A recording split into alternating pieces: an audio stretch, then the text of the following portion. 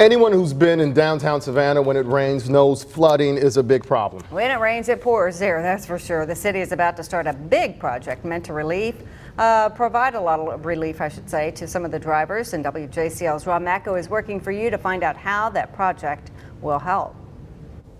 Kevin and Jennifer, the city is planning to spend $28 million on improvements to General McIntosh Boulevard and President Street.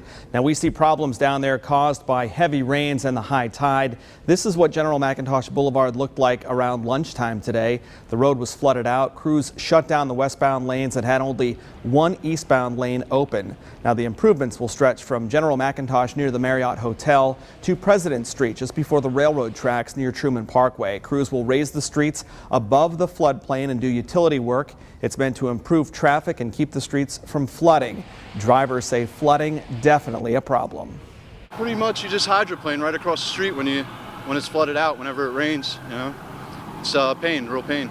Really bad. When you go through it sometimes you really get everything is flooded. You can't even go through sometimes. Probably the high tides have more to do with it with the heavy rain. But if you get rain on top of a high tide, water can't get out because it has to overcome the height of the river, and that is a very low-lying area. This project will also open up the area to development on the north and south sides of President Street. Crews plan to start work by the end of the year, possibly as soon as next month. Now, it's going to take 2 to 3 years to finish, so drivers will have to wait a while to get the relief that everyone wants. Now, the lanes on General McIntosh were reopened this afternoon when the tide went down. Aldermen are expected to vote on the final recommendations on September 18th. Rob Macko, WJCL News, working for you.